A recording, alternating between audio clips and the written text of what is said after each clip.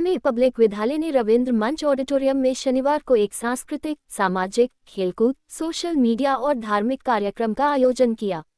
इस कार्यक्रम में बच्चों ने अपनी प्रतिभा और क्षमता का प्रदर्शन किया और विभिन्न विषयों पर अपने विचार व्यक्त किए। इस कार्यक्रम का उद्देश्य बच्चों को एक मानवीय दृष्टि देना और उनकी व्यक्तिगत और सामाजिक विकास को बढ़ावा देना था।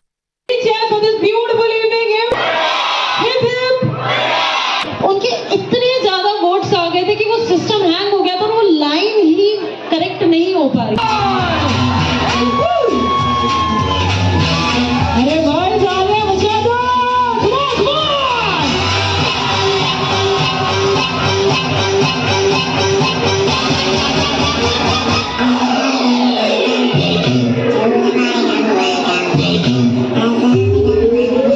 थोड़ा शोर आना पड़ता है।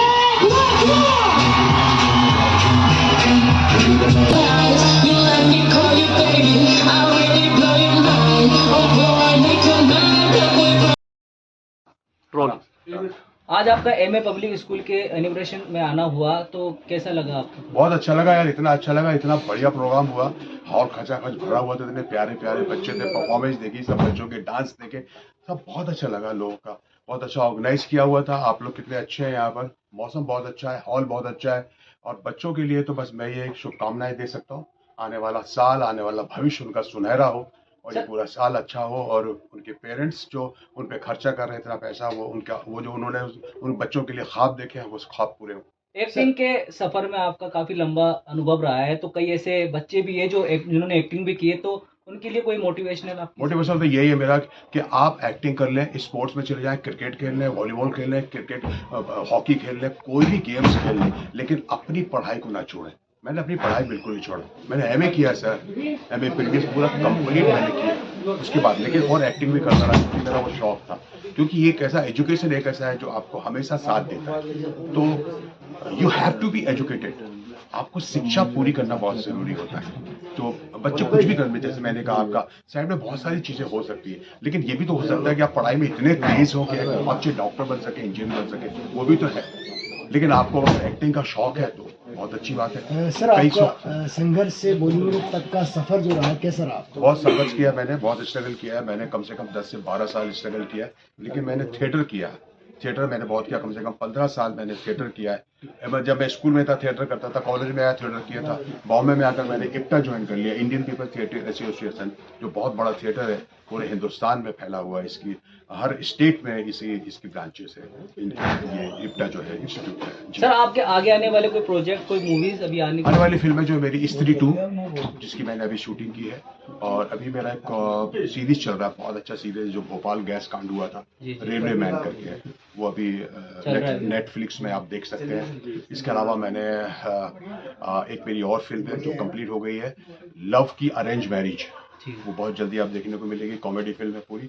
स्त्री 2 भी कंप्लीट होने वाली है, बस कुछ 4 या 5 दिन का काम बाकी है। सर, आपका एक फेमस डायलॉग है वेलकम के अंदर कि मेरी एक टांग नकली है, वो आपके खुद के ऊपर थी या शॉर्ट में था? नहीं, मेरे शॉर्ट में था, वो डायरेक्टर ने मुझे बताया था। मैं थोड़ी बोल दूंगा मेरी एक टांग निकली है, डायरेक्टर बोलेगा आपकी एक टांग निकली है, आपका ऐसा ऐसा, इसलिए आपका करेक्टर है। तो करेक्टर जो वो डायरेक्टर बताया था, करेक्टर मैं नहीं बोला। कि अगर सपोज मेरे को किसी डायरेक्टर ने अगर साइन किया, प्रोड्यूसर ने साइन किया, तो वो मुझे बताएगा कि आपका रोल ये है, आप प्रिंसिपल है या पुलिस इंस्पेक्टर है या डॉक्टर है या इंजीनियर है या एक बाप है या बेटे हैं, जो भी है।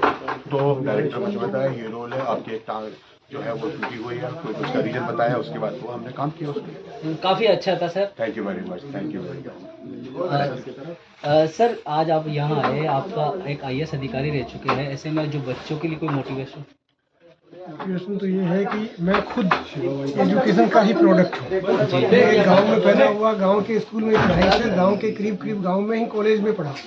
लेकिन पढ़ने के दौरान ये पता लगा कि स्टेटस एक्वायर करने के लिए आपको बहुत मेहनत करनी पड़ती है। मैंने मेहनत की और मैं IAS बना, और लकीली मैं एजुकेशन सेक्रेटरी की पोस्ट से ही रिटायर हुआ। उसमें जो डिप्राइव्ड क्लासेज हैं उनके बच्चों के एजुकेशन का हम रिसोर्स देखते थे, उसमें माइनॉरिटी टॉप पे रहती है, एनरोलमेंट सबसे कम रहता है, जो स्कूल छोड़ते हैं ड्रॉप आउट वो सबसे ज़्यादा होता है, हायर एजुकेशन में उनका परसेंटेज 1-2% से ज़्यादा नहीं जाता। बाकी सब जगह कहते हैं साहब हम 15% हैं, हम 10% हैं, सब जगह मुकाबला चल रहा है।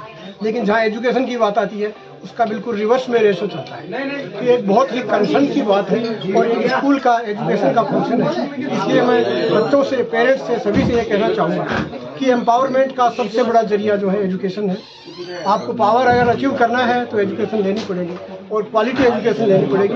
उसके बाद आप जिंदगी में जो चाहे काम कर सकते हैं। सर कुछ बच्चे ऐसे होते हैं जो क्वालिटी एजुकेशन नहीं ले पाते हैं, लेकिन उनका सपना बड़ा होता है, ऐसे में उनके लिए कुछ ऐसा कि जो वो कर सके। क्वालिटी एजुकेशन का मतलब ये है कि वो पढ़ाई में पूरे कंसंट्रेशन से, पूरे डेडिकेशन से। ये जरूरी नहीं है कि वो किसी अच्छे इंग्लिश मीडियम पब्लिक स्कूल में ही पढ़े। जैसे मैं खुद गांव के सरकारी स्कूल में पढ़ा हूँ, लेकिन मैं आज तक पहुँचा, तो मैं उसको क्वालिटी एजुकेशन तो नहीं कह सकता जिस हिसाब से ट्रम चलती है, लेकिन मैं मानता हूँ मैंने बहुत अच्छी एजुकेशन ली और मेहनत की और उसके अकॉर्डिंगली मुझे अचीवमेंट मिली। सर, जैसा कि आपने कहा कि मैं एजुकेशन का एक प्रोडक्ट हूँ, और मैं आपसे जानना चाहता हूँ सर कि ज़िंदगी की रेस में आगे बढ़ने के लिए शिक्षा का कितना योगदान है? शिक्षा ही डिसाइसिव फैक्टर है।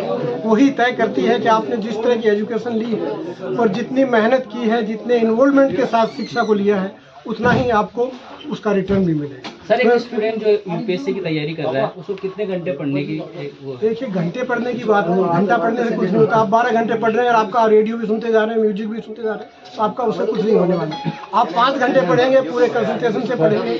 आपको पता भी होना चाहिए कि आपको पढ़ना क्या है और उसका यूटिलाइजेशन कैसे करना है।